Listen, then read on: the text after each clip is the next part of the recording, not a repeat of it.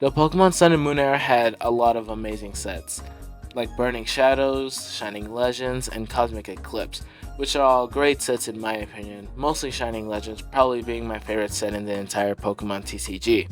However, this era also holds a lot of sets that people don't really talk about, because they are between Sun and Moon and the Team Up era, which was very big. And some of these sets are Ultra Prism, Forbidden Light, and Lost Thunder. And I bet none of you know what these sets are. And so for Pokemon's 30th anniversary, I might as well talk about these underrated sets because they're probably my favorites, mostly Ultra Prism and Forbidden Light. The other two I don't really care that much about, but I still like them, so they won't get like their own segment. It's only these two.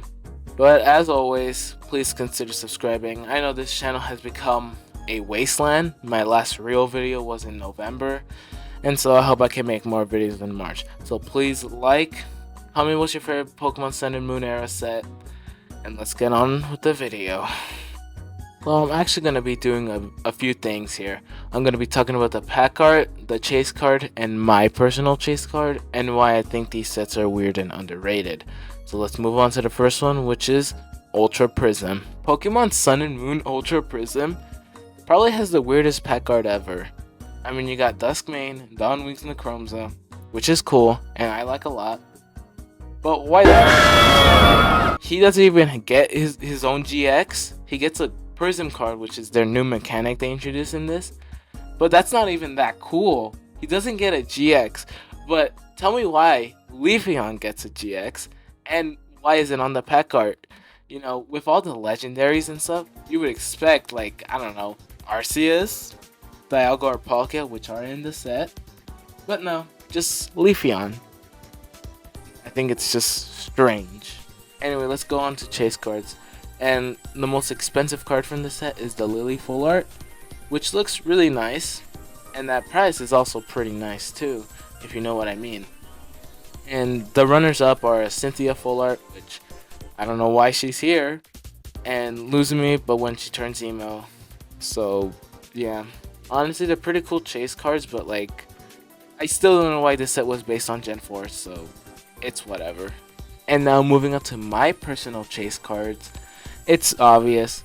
It's Duskmane and Dawnwings and Necromzas, the two full arts, not the rainbow rares, because I really don't like rainbow rares. Honestly, because I just really like how they did full arts in this Sun and Moon era.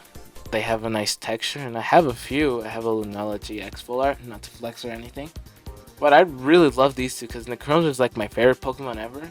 And it sucks that I never got these, despite how many packs I opened.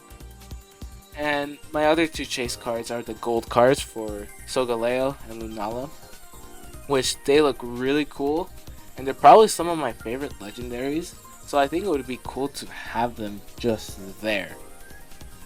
And yeah, that's about it. Those are my chase cards. I just really like Necromza, I guess. And that was Ultra Prism, a really strange set to say the least, but I think it's pretty cool because of it. The trainer full arts are really nice. And the Pokemon GX, although very weird, I like most of them, so I'll put a link down below if you want to see the entire set list, and maybe find your personal chase cards.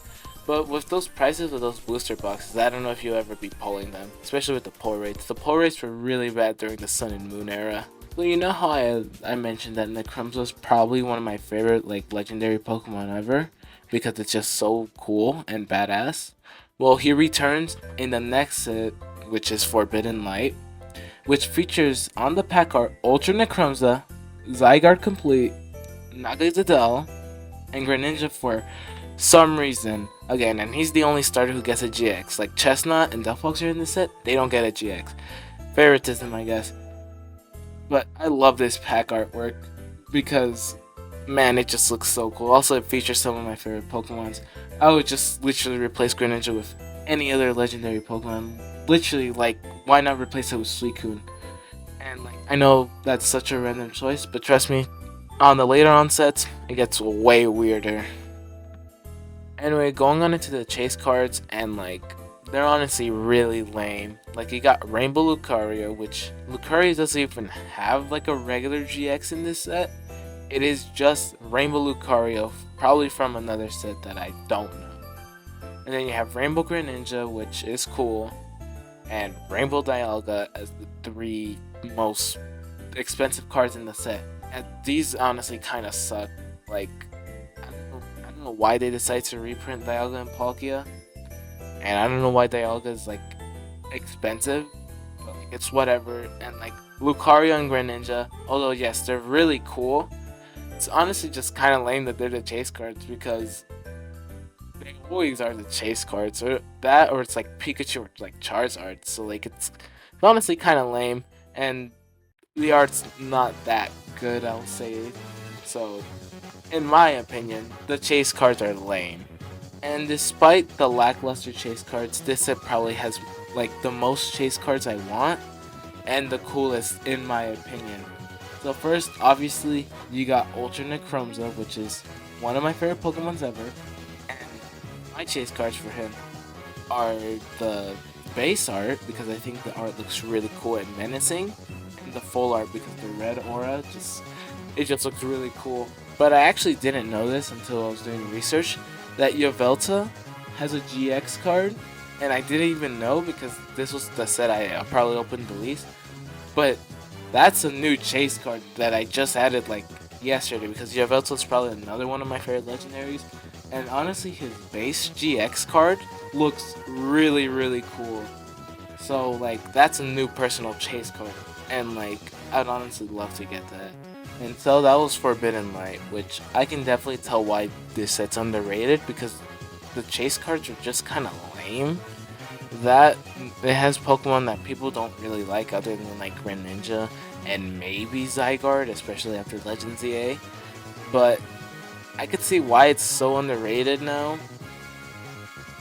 I mean, I don't know how people feel about this, but personally, I like it because, again, Ultra Necromza is one of the main Pokemon. And like I've said throughout this entire video, I think he's my favorite legendary Pokemon ever. You know, I might have just to do a whole video on him because how cool he is in his lore. So comment if you want to see that. Okay, so funny story. When I was writing the script for this video, I was like, oh yeah, I'm going to mention 3 sets. Ultra Prism, Forbidden Light, and Lost Thunder. But there's actually a 4th set I forgot to write in, and that's only until after I finished the Forbidden Light segment. And that set, probably don't remember this, is Celestial Storm. And now I'm actually gonna stray away from the script because honestly these 2 sets are really uninteresting in my opinion, despite me, you know, still kind of liking them, but not as much as the last 2. But pretty much the basic is Celestial Storm is based on Gen 3. For some weird reason has Rayquaza, Blaziken, and Jirachi, and Stakataka as the pack art. And the chase cards, obviously Rayquaza, and my personal chase card is literally just 1 card, and it's the Scizor GX, just a regular card. So there's that. As for Lost Thunder, it has Lugia, Zeraora, Blacephalon, and Celebi as the pack art. Obviously, again, the chase cards are Lugia and Professor Elm's Research, which does look really nice. And my personal chase cards for Lost Thunder is the Blacephalon full art and the Lugia full art, which both look pretty nice. But I really don't have much to say about these sets other than like, I don't know why they went back in time to Generation 3 and 2. It is beyond me why they did that. But it's whatever. I still think the sets are cool. So I think that'll do it just for this video. Hopefully a shorter video to release for Pokemon 30th anniversary, because it turns out I actually had another planned Pokemon video, but the script was taking way too long, so I couldn't do it, so I just did this one instead. So hopefully the other Pokemon video can come out later. So, but that's it for today. Thanks for watching, and subscribe.